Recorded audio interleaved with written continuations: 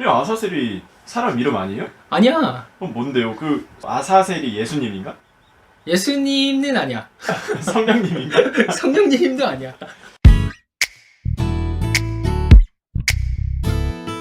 아사셀 염소에 대해서 질문이 들어왔어. 전혀 몰라.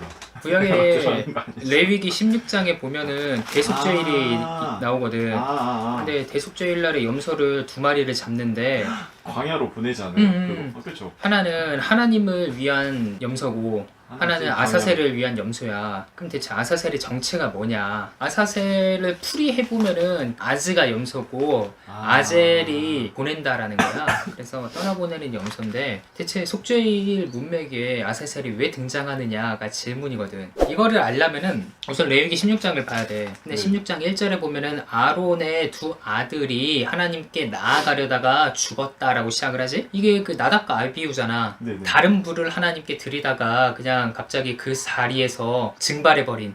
재밌는 거는 5절에 보면은 그들이 옷 입은 채 진영 밖으로 메어내니라고 되어 있어. 네. 아니 그 불이 여호와 앞에 나와서 그들을 삼켰다라고 하면은 이게 지금 불탄 거잖아. 그니까. 근데 어떻게 옷은 안 네. 불타? 그러니까 이게 거룩한 신적인 불이라는 거지. 하나님께로 기원한 불이라는 거지. 그러니까 하나님께로 기원하지 않는 불을 들이다가 얘네들이 죽었다. 그러면서 이 문맥에서 16장을 다시 봐야 되는 거야. 그래서 하나님이 뭐라고 그러냐면은 야 니네가 함부로 들어오지 마라. 아무 때나 들어오지 마라 라고 얘기하잖아. 그러니까 하나님의 임재의 영광이 있는 곳에 사람이 함부로 들어갈 수 없다는 거지. 하나님이 거룩하신데 그 거룩한 거는 굉장히 위험하다라는 거지. 그래서 하나님께서 야 니네들 내 허락 없이 들어오지 말라라는 것을 이 속죄의 문맥에서 지금 보여주고 있는 거야. 그러면 사람이 들어갈 수 있는 방법이 무엇이냐? 아론이 성소에 들어오려면 수송아지를 속죄 제물로 삼고 그렇게 들어와라. 옷도 거룩한 것으로 갈아입고 몸도 씻고 목욕하고 그래야지만 들어올 수 있다. 네. 굉장히 절차가 복잡한 거지. 네. 하나님께 가까이 가려고 하려면은 죄의 문제가 해결이 네, 돼야 네. 된다라는 네. 것을 다시 한번 보여주고 있는 거야. 이 상황에서 아사셀이 있고 여호와가 나오는 거야. 16장 몇 절이냐? 8절에 보면은 2 염소를 위하여 제비를 뽑는데 한 제비는 여호와를 위하고 한 제비는 아사셀을 위하여 할지며 라고 되어 있잖아. 네. 하나님께 있고 아사셀께 있잖아. 그러면은 하나님께는 당연히 속죄 제물을 바치면 하나님께서 용서해 주시는 게 맞잖아. 그럼 아사셀을 위하여서 바치는 거는 어떻게 되는 거야? 아사셀이 속죄를 해줘?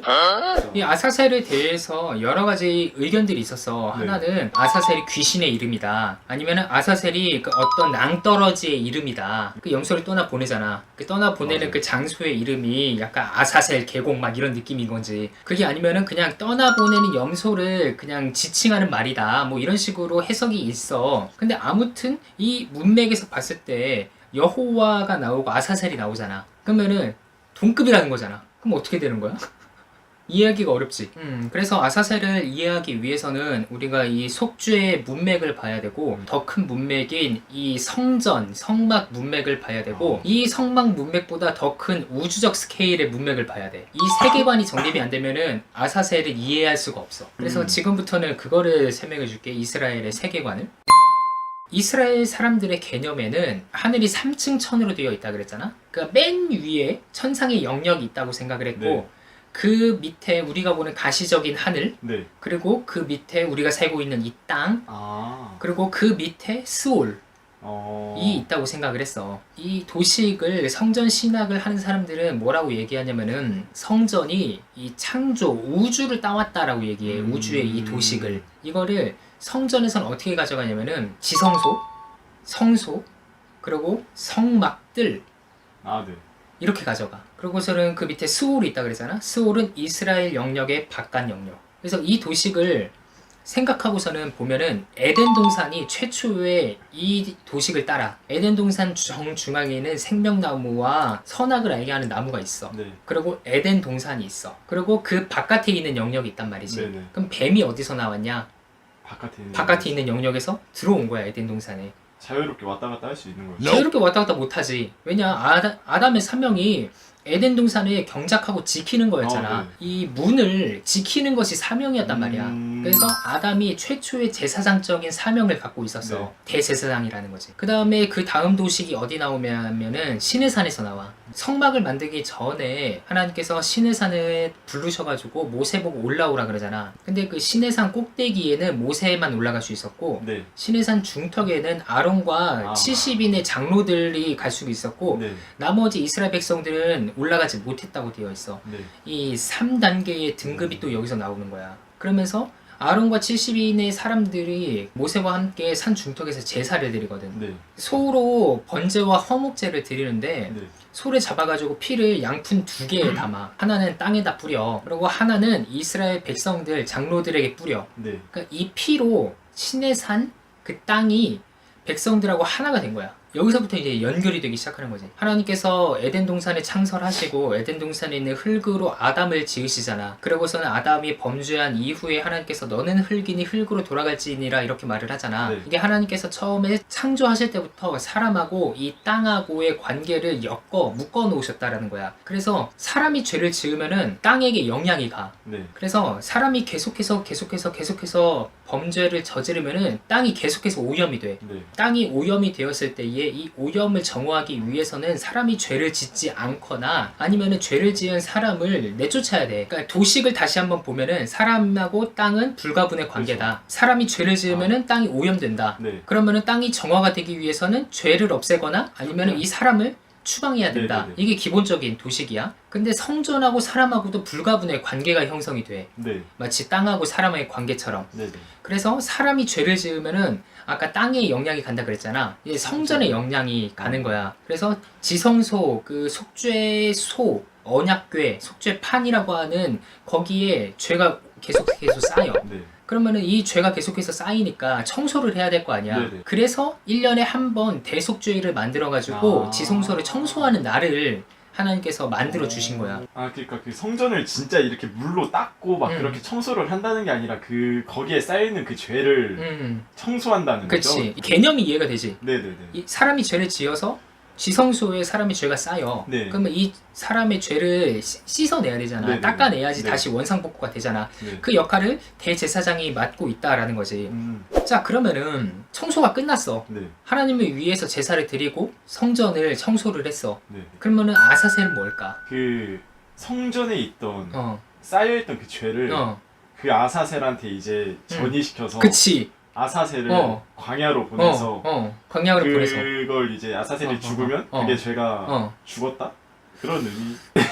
굉장히 지금 잘 따라오고 있는 거야. 네네. 네. 지성소를 청소를 했잖아. 그러면 지성소를 청소하면은 그 쓰레기들이 있을 거 아니야. 네네네. 그럼 쓰레기들을 치워야 될 거 아니야. 치워야 돼. 성전에다 둘 수가 없으니까. 네. 그 쓰레기들을 아사셀을 위한 염소에다가 안수를 해. 전가를 시키는 거지. 네. 이 쓰레기가 이 염소 위에 올라왔어. 그러면 이 염소를 이제 치워야 되잖아. 네. 그래서 이 염소를 이스라엘의 영역의 바깥에 있는 광야로 추방시키는 거야. 그러면은 염소는 거기 가서 죽겠지. 자신의 모든 사명을 다하고.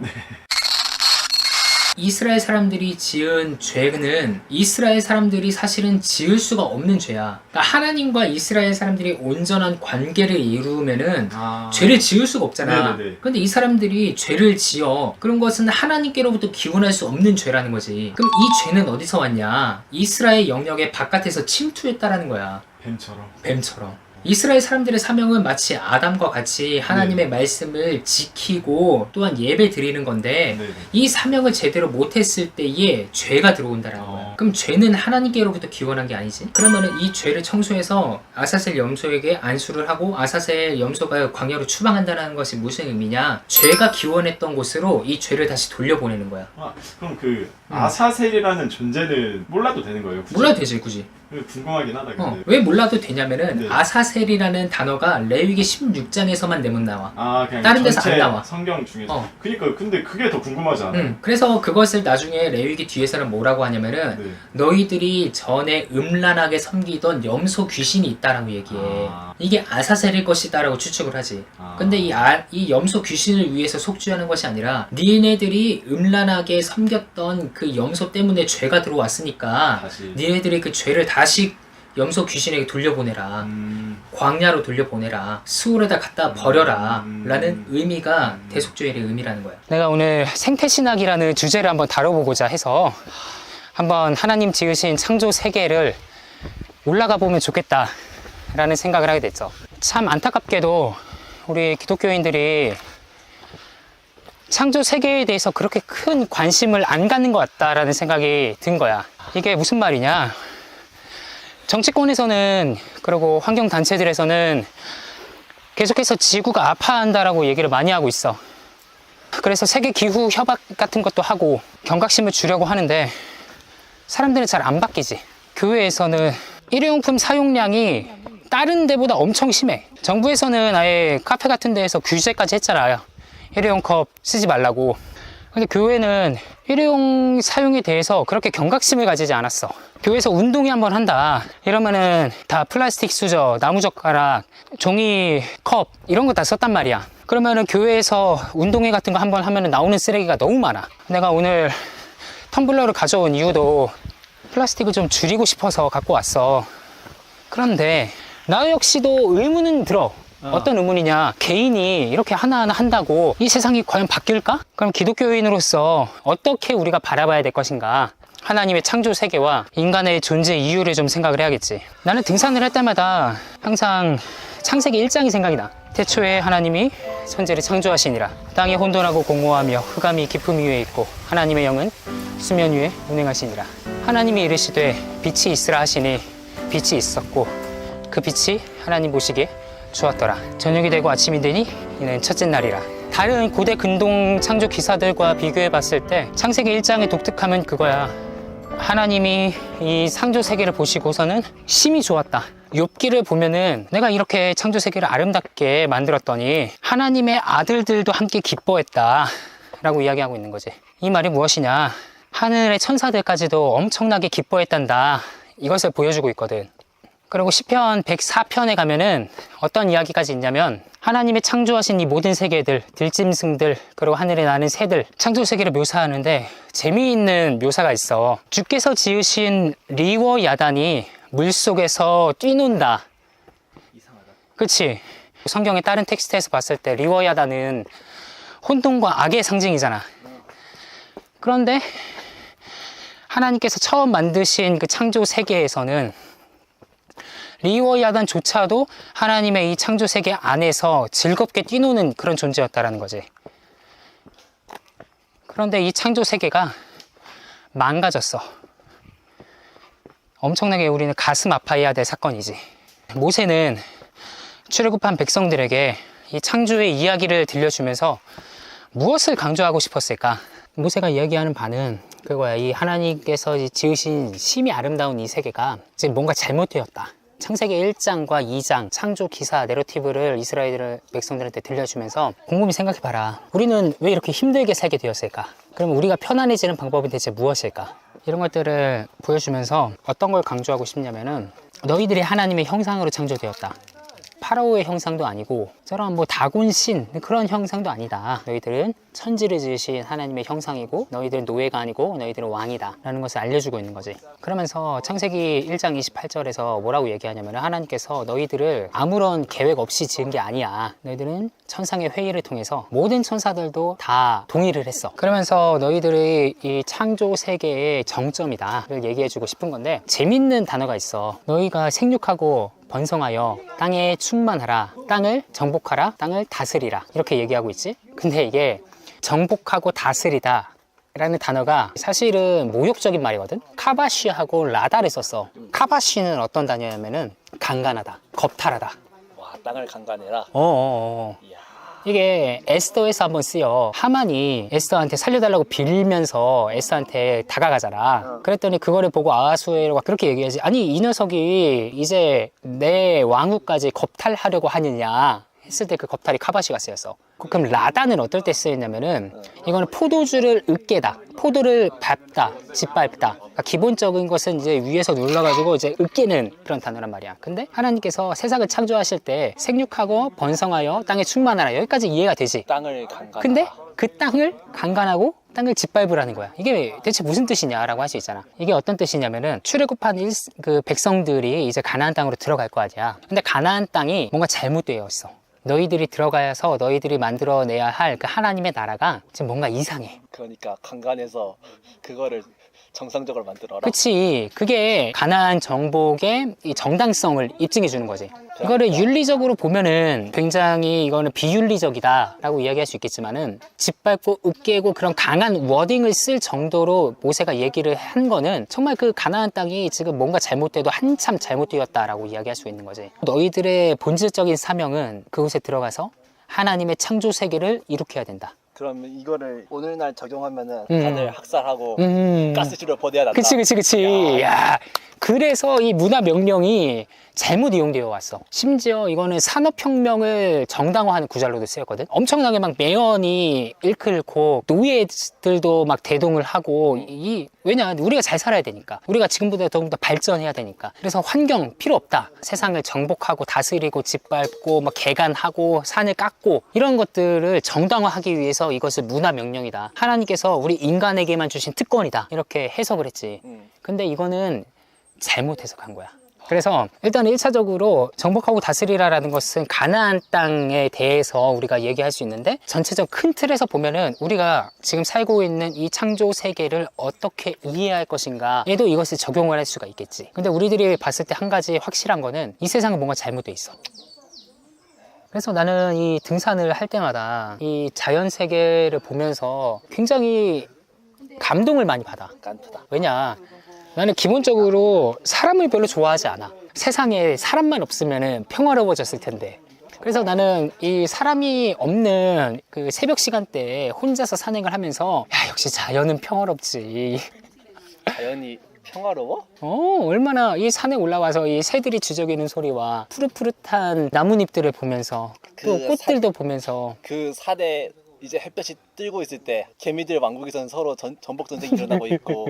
그래서 동물의 왕국 같은 거 보면은 어떤 사람은 그것을 보면서 이 세상이 참 악하다라고 생각을 할 수 있고, 어떤 사람은 이거는 자연의 법칙이다 라고 생각하는 사람들도 있겠지. 근데 시편 104편의 시편 기자는 뭐라고 얘기하냐면은 이 모든 것들도 다 하나님께서 지으신 아름다운 세계에 속해 있다 라고 이야기하고 있지. 심지어 그거를 그렇게 보면은 더 재밌는 건 뭐냐면은 이 하나님의 창조하신 세계에서조차 죽음이 이미 있었다라는 거야. 동물이 동물을 먹고. 그런데 그런 세계를 악하다고 묘사하지 않아. 아까도 말했잖아, 리워야단이 뛰는다니까? 악이 충만한 세계에도 뛰놀고 있어. 그러니까 하나님이 지으신 세계 자체가 우리가 이해하는 세계와는 뭔가 다르다. 처음에 창조 세계는 우리가 이해하는 것을 뛰어넘고 있는 어떠한 세계였다라는 것을 우리가 볼 수 있는데, 문제는 뭔가 잘못됐어. 잘못되어도 한참 잘못됐어. 레위기를 요즘 읽고 있는데 동생이 물었는데, 그러니까 레위기에서 막 나의 죄 때문에 동물을 제사를 바치잖아요. 동생이 그렇게 물었어요. 왜 안 불쌍하냐? 왜 그 동물을 희생이 되어야 되냐? 네. 그러니까 이 죄 없는 동물이 왜 내 죄 때문에 대신 죽어야 되냐? 그러면은 나의 죄를 씻기 위해서 이 흠 없는 동물을 학살을 해도 되느냐? 그렇죠. 그런 질문이지. 네. 이게 재밌는 질문이야. 근데 그 전에 우리가 이렇게 이해할 필요가 있어. 왜 이렇게 되었을까를 생각해 봐야 되는 거지. 왜 우리가 이 흠 없는 동물을 필요하게 됐을까?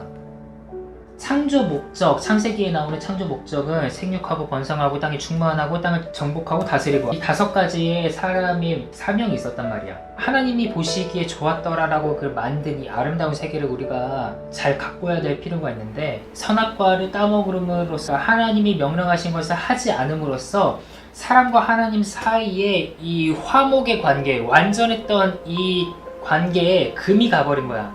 명령을 지키지 않았기 때문에.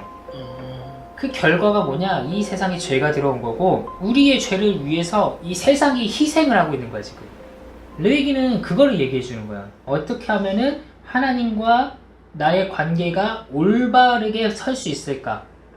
샬롬의 관계로, 평화의 관계로 어떻게 하면은 들어갈 수 있을까에 대해서 레위기는 알려주는 거야. 지금도 세계에서 보면은 뭐 탄소 배출량을 뭐 줄이자, 뭐 쓰레기, 뭐 플라스틱 사용을 줄이자, 일회용품 배출을 줄이자 이런 얘기를 하고 있잖아. 네. 이런 것들이 지금 지구를 망치고 있다라는 거지. 네. 왜 그렇게 됐어? 사람 때문이잖아, 결국에. 마찬가지로 내가 죄가 있어서 이 흠이 없는 동물들이 희생을 당하고 있는 거야. 너무 안타깝지 않아? 네, 안타까워요. 그리고 이게 기독교의 속죄 논쟁의 본질이 되는 질문이야. 내가 죄가 있어. 네. 동물은 죄가 없어. 그래서 내 죄를 씻기 위해서 내가 이 동물을 잡잖아. 네. 내가 죄가 있어. 예수님은 죄가 없어. 그래서 내가 예수님을 죽이는 거야. 이 예수님의 그 흠 없는 죄가 나의 죄를 씻는 거지. 예수님께서 모든 것들을 다 원상복구를 시켰어. 아담이 질서를 어긋냈잖아. 그래가지고 화평이 깨졌잖아. 네. 그거를 예수님께서 십자가에서 죽으시고 부활하심으로써 이 세상에 들어온 모든 악한 세력들을 예수님이 이기시고서는 막힌 담을 허셨다고 그랬어. 하나님과 인간 사이에 있는 이 막힌 담을 자신이 십자가로서 헐었다. 그러니까 지금 완벽한 상황이 지금 다시 돌아온 거야. 기독교인, 그리스도인, 예수님을 믿는 사람이 교회가 됨으로써 하나님과의 이 화목한 것이 해결이 되어서 화목하게 되었다는 거지. 네. 그러면은 우리는 이 세상에서 어떻게 살아가야 할까를 우리가 생각해 봐야 되는 거야. 어떻게 하면 이제 아파해가는 지구를 우리가 고칠 수가 있을까? 아무 죄도 없고 흠이 없는 짐승을 희생하지 않게 살 수 있을까? 이런 것들이 각자의 사명이야. 예를 들어서 내가 요리를 만든다고 하더라도 어떻게 하면은 버려지는 쓰레기들을 조금 줄일 수가 있을까? 이런 것들을 생각하면서 살아갈 수 있는 거고, 그게 우리의 관심사고 우리가 앞으로 해나가야 될 일이라는 거야. 오늘 등산을 가야 될 것 같은 거야. 어디 도봉산? 불암산 갔다 왔어. 산 정상에서 내가 1시간 있었다 그랬잖아. 거기서 히브리어로 창세기 1장하고 2장을 읽었어. 베레시트 바라 엘로힘 하면서 그러고서는 창세기 1장하고 2장을 딱 다 읽고 깨달음을 얻었지. 이야, 이런 깊은 뜻이 있었구나. 그래서 단어 하나하나가 나한테 새롭게 다가오기 시작하는 거야. 지금까지 내가 1장하고 2장을 따로 봤었단 말이야. 그 창세기 2장 4절이 톨레도스로 시작하거든. 이것이 하늘과 땅의 내력이다 라고 이야기를 해. 그러니까 하늘로부터 땅까지 다 완성이 됐는데 이제는 땅과 하늘의 이야기다 하면서 이게 역순으로 이렇게 올라가는 거야. 하늘과 땅, 땅과 하늘. 그래가지고 1장하고 2장을 다 읽었는데 여기서 굉장히 큰 깨달음을 얻었지. 우선 전제되는 게 있어. 창세기 1장 천지 창조의 내용이 뭐냐라는 거야. 진짜 무로부터의 창조를 이야기하기 위해서 모세가 이거를 썼냐, 아니면 모세가 얘기하고 싶은 다른 개념이 있었냐라는 거지. 형이 얘기하고 싶은 건 다른 개념이 있었다는 그치. 걸 얘기하고 싶어 하시는 그치. 거잖아. 그쵸? 이런 얘기를 하면은 나보고 막 이단이라고 막 할 건 막 그럴 것 같은데. 태초에 하나님이 천지를 창조하시니라. 그러고서는 2절에 가니까 땅은 혼돈하고 공허하며 흑암이 깊음 위에 있고 하나님의 영은 수면 위에 운행하시니라 얘기하잖아. 어떤 사람은 이러지. 태초에 하나님이 천지를 창조하셨다며, 하늘과 땅을 창조하셨다며, 그러면 그 창조한 땅이 혼돈하고 공허했냐, 이 얘긴데, 이 혼돈하고 공허했다라는 게 토후하고 보후라는 거거든. 토후 보후야. 근데 보후는 따로 나오지 않고 토후하고 항상 연결해서 나와. 네. 그러니까 그 혼돈하고 공허했다라는 게 히브리어 문장에서는 따로 가는 게 아니라 그 중언법이라고 하는 거 있잖아. 두 가지의 단어로 한 가지를 표현하는 그 기법이 있어. 예를 들어서 영어에선 이런 수고가 있어. 히트 앤 런이 있어. 히트 앤 런은 뭐야? 치고 달리기가 아니잖아. 뺑소니 했다라는 이야기잖아. 근데 히트 앤드 런 이런 식으로 맞아요. 하잖아. 맞아요. 이런 식으로 토후와 보후. 근데 이 혼돈이란 단어를 보면은 우리가 카오스를 떠올리잖아. 근데 이 히브리어 단어가 어떻게 사용되냐면은 주로 선지서에서 나오는 단어인데, 이사야나 예레미야나 황무지를 가리켜. 아무것도 없는. 이스라엘 사람들이니까 중동의 배경을 알 거 아니야. 그쵸. 그 사막이 있잖아. 네. 이 사막에서 밤이 돼봐. 빛이 없어. 맞지. 그리고 바람이 쌀쌀하게 불어. 맞지. 그러고서는 그 능선이 안 보일 정도로, 특히 별이라든가 이런 게 없고 구름의 달이라도 가려지면 아무것도 없이 그냥 깜깜한단 말이야. 사막이 뭐야? 물이 없잖아. 생명체가 없잖아. 네. 완전히 황무지의 상태란 말이야. 그런 것처럼 그 상태였다라는 거야. 그러니까 이것을 다르게 표현하면은 그냥 텅 비어 있었다라는 거지. 땅이 텅 비어 있었다. 혼돈하고 공허 그런 게 아니고 아무것도 없었다. 그리고 흑암이 깊음 위에 있고라는 이야기가 있는데, 호셰크가 테홈 알 푸네테움이라 그래. 그러면 이 태움이 뭐냐라는 건데, 이 태움이라는 것이 기품이라고 우리가 번역했잖아. 기품이 맞아. 근데 네. 고대 근동 사람들의 세계관 속에서의 기품을 봐야 된단 말이야. 고대 근동 사람들의 우주관에서는 하늘이 3층 천위로 이루어져 있고 네. 밑에는 스올이 있다라고 생각을 했고 지구가 가만히 있고 맞아, 해와 맞아. 달이 이렇게 돈다 그랬잖아. 맞아요. 이 태움이 뭐냐? 스올로 가는 길에 있는 그 기품을 이야기해. 아, 그러니까 흑암이 스올에까지 미칠 정도로 그냥 완전히 깊게 하나의 빛도 없었고, 이게 시적 표현이야. 그러니까 어둠을 어떻게 표현할 건데, 깜깜한 어둠을 어떻게 표현할 건데, 우리는 이 현대 기술의 발달로 인해서 완전한 흑암을 우리는 표현할 수 있잖아. 우리 그 사진 현상으로 들어갈 때에 빛 하나도 없는 공간으로 들어가가지고 맞아요. 현상해야 되잖아. 근데 이스라엘 사람들은 그런 공간이 없었어. 그러니까 이 아무것도 없는 깜깜한 어둠을 어떻게 표현했냐? 흑암이 깊음 위에 있었다라고 표현을 하는 거지. 이 스올에까지 미칠 정도의 그 완전한 깜깜한 상태. 그 상황에서 하나님의 영이 수면 위에 운행하시니라 이러잖아. 하나님이 태초를 창조하시기 전부터 물은 있었어. 이러면은 이렇게 얘기하지. 그러면은 물로부터 창조가 아니냐. 그 물도 누가 만들어 온 거 아니에요, 그럼? 그럼 누가 만든 거야? 어? 하나님 전에 뭐가 있었네. 그러니까 이렇게 된단 말이야. 아, 이러면 안 된다라는 거지, 신학자들이. 하나님 그쵸. 무로부터의 창조, 그 엑스 니힐론가마 아무튼 그래. 네. 그 하나님 이전에는 없어야 되잖아. 하나님이 모든 걸 다 만들어야 되잖아. 그래야 킹왕짱이잖아. 그치. 그러니까 하나님 파워풀한 거잖아. 그치. 그런데 문제는 뭐냐? 고대 근동 사람들은 그렇게 생각 안 했어. 무로부터의 창조는 뒤에 신약 저자들의 의견이야. 무로부터의 창조. 선재한 하나님, 만물보다 먼저 계신 하나님, 만물을 창조하신 하나님. 그래가지고 요한복음에 보면 태초에 말씀이 계시니라, 이 말씀이 하나님과 함께 계셨으니 이 맞아요. 말씀은 하나님이시다라고 얘기하고, 이게 에베소서인가? 빌립보서인가? 거기 가면은 하나님이 그리스도와 함께 만물을 만드셨다라고 얘기하고 있단 말이야. 신약의 개념이야. 모세의 개념에는 무로부터의 창조가 없었어. 하나님이 재료를 사용하셔서 만든 거다. 재료는 준비되어 있었다. 재료가 준비되어 있었던 거지. 땅과 물? 하나님은 물이 있으라라고 얘기하지 않고 그냥 하늘에는 궁창이 있으라, 라키아가 있으라라고 얘기하고 물과 물로 갈라지라라고 얘기했어. 그리고 묻이 드러나라라고 얘기했고 드러난 묻을 땅이라고 얘기하고 나머지 물을 바다라고 얘기했어. 그러니까 물은 창조된 게 아니야. 고대 근동 사람들의 세계관 속에서는 생명은 물에서 탄생해. 그래서 이집트 신화도 그렇고 메소포타미아 신화도 그렇고 이 물은 다 선지에 있어. 걔네들 신화에서도. 그러면 누군가는 이렇게 얘기하겠지. 아, 그러면 창세기 그거 베낀 거라고. 창세기 그거 에누마 엘리시 베낀 거임. 그 사자에서 베낀 거임. 그 길가메시 서사시 베낀 거임. 나는 이런 얘기를 하고 싶어. 유사성과 동일성을 착각하지 마라. 유사하다고 다 같은 거냐? 침팬지하고 사람이 똑같냐? 그래서 그 J.D. 커리드라는 사람이 있어. 이 고대 근동에 있는 신화들의 소개를 하면서 창세기 이야기하고 비교하기 시작해. 그러면서 창세기가 뭔가 독특하다. 아, 그래요? 독특한 점을 보여주고 있다라고 얘기하지. 창세기의 독특한 점은 그거야. 이거는 하나님께서 하나씩 다 만든 거다. 이 이스라엘 백성들, 너 지금까지 믿고 있었던 신들 다 허구다. 하나님이 그거를 주관하고 계시는 거다. 그래서 대표적인 게 뭐냐면은 다섯째 날에 바다에서 생물체가 나오잖아.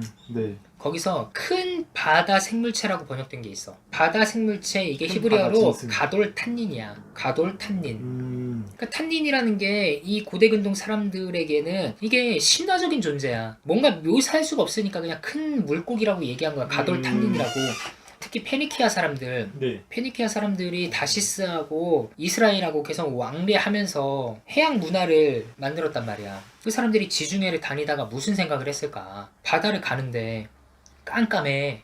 아무것도 없어. 파도 소리만 들려. 근데 갑자기 어디 뭐 파도가 세게 때렸다든가 해가지고 이 배가 고장날 수가 있잖아. 그랬을 때 그 사람들은 뭐라고 생각했을까? 뭔가가 있다. 뭔가가 지금 나를 공격한 거다. 이게 신화란 말이야, 신화. 아, 리워야다는 그럼 리워야단. 신화 속 그냥 욥기에서 나오는 리워야단 베헤못, 이게 그 당시에 사람들이 생각할 수 있었던 가장 힘센 존재들. 특히 베헤못 같은 경우에는 동물이라는 단어가 베헤마인데 네. 그 베헤마에다가 오트를 붙여가지고 최상급을 만든 거야. 베헤모트라고 해가지고. 근데 그러한 짐승들 중에 최상위권. 근데 그런 것조차도 하나님이 다 만드신 거다. 창세기는 그걸 얘기하고 있는 거지. 이렇게 봐야 되는 이유가 뭐냐면은 이 창세기 1장이 시로 되어 있진 않지만은 굉장히 문학적 기법으로 되어 있어. 맞아요, 그런 것 같아요. 근데 흑암이 깊음 위에 있었다는 거, 그러니까. 그 문장부터가 그리고 계속 첫째 날, 둘째 날, 셋째 날, 넷째 날이 반복이 되고 보시기에 좋았더라가 반복이 되고 저녁이 되고 아침이 되니까 반복이 돼. 이 시는 아니야. 근데 반복되는 구절로서 운율감을 만들어낸다는 거지. 그러니까 모세가 이것을 통해서 현실, 사실을 이야기하고 싶은 게 아니라 뭔가를 지금 표현을 하고 싶었던 거야. 이게 뭐냐면은 하나님께서 이 세상을 어떻게 다스리고 계신가, 그걸로 얘기하고 싶었던 거지. 안식하셨다라는 것을 얘기하고 싶었던 거야, 모세는. 우리가 집에서 쉬는 이유는 편안함을 느끼는 거잖아. 아, 그렇죠. 근데 그 편안함을 느끼려면은 집이 어떤 상태여야 될까? 집이 안전한 상태여야지. 그치. 뭔가. 그쵸. 어질러져 있으면 내가 편안할 수가 있어? 내가 이 집에 이사를 해서 왔어. 첫째 날에 이제 자야 되잖아. 근데 머릿속에서 계속 뭐가 생각날 것 같아? 그쵸.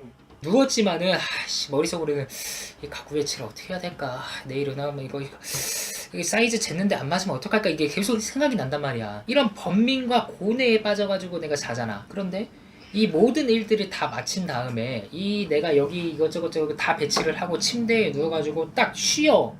그러면은 어떠겠어? 그럼 편안하게 그치, 편안하다라는 거잖아. 내가 보시기에 좋은 대로 이런 것들을 다 정리정돈을 했잖아. 이 말은 뭐냐? 내가 이 집에서 내가 마음대로 할 수 있다라는 거잖아.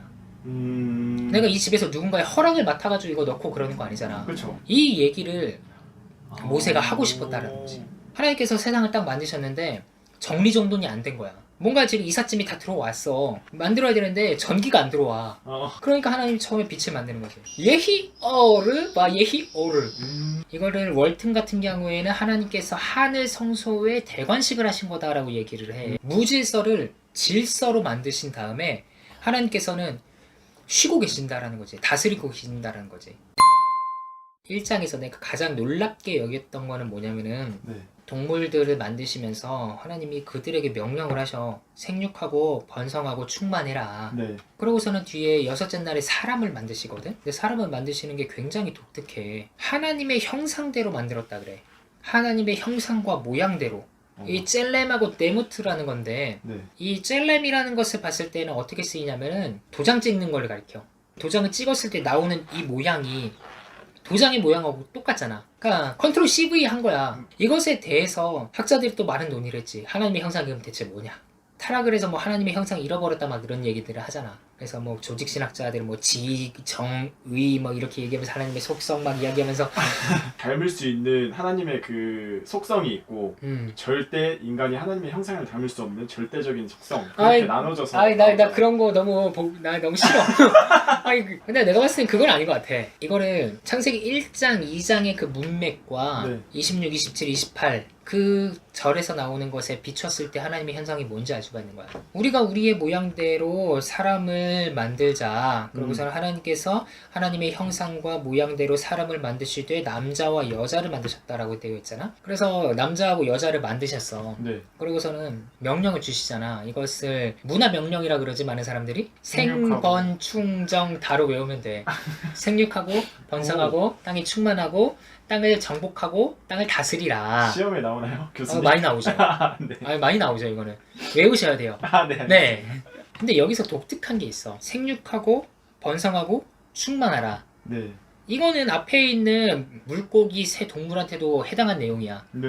근데 사람들한테는 정복하고 다스리라라는 게 추가가 돼. 네. 근데 정복하는 것의 대상은 땅이고 다스림의 대상은 동물들이야. 사람과 짐승의 역할이 구분이 되는 거지. 사람의 역할이 뭐냐? 다스리고 정복하는 것. 그것을 위해서 하나님은 하나님의 형상대로 사람을 창조하셨다. 이스라엘 백성들, 노예 생활하고 있던 사람들에게 하나님의 형상대로 너희가 지음을 받았다라고 하는 거는 사실 엄청나게 놀라운 일이야. 중요한 건 뭐냐? 사람은 하나님의 형상이 될 수 없어. 사실. 그쵸. 그리스 로마 신화에 보면은 제우스의 형상이 뭐야? 사람. 포세이돈의 형상이 뭐야? 사람이잖아. 그리스 로마 신화는 신들이 사람의 형상을 닮아. 그런데 히브리 사람들은 개념이 굉장히 독특한 거야. 사람이 신의 형상을 닮았다는 거야. 신이 자신의 형상대로 사람을 만들었대. 그러면 신의 형상대로 사람을 만들었다는 건 뭐냐? 대리 통치자라는 거야. 왕이라는 거야, 왕.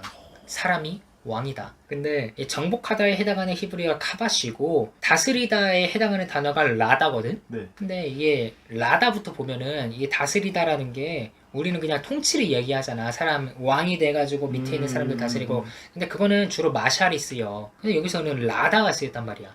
이 라다는 어떤 뜻이냐면은 짓밟다라는 거야. 뭔가 으깨다라는 거야. 공격적이네요. 폭력적인 거지. 그니까. 근데 더 웃긴 거는 그 옆에 있는 카바시거를 정복하라. 네. 다른 데서 어떻게 쓰였냐면은 에스더서에서도 이 단어가 한 번 쓰여. 근데 이 에스더서에서는 이 카바시가 어떻게 쓰이냐면은 하만이 에스더한테 가가지고 살려달라고 빌잖아. 근데 그 장면을 아하수에로가 보고서는 야씨 저 새끼 봐라 내 이쁜 왕비까지 겁탈하려고 저 새끼 좀 잡아치 이러잖아. 네.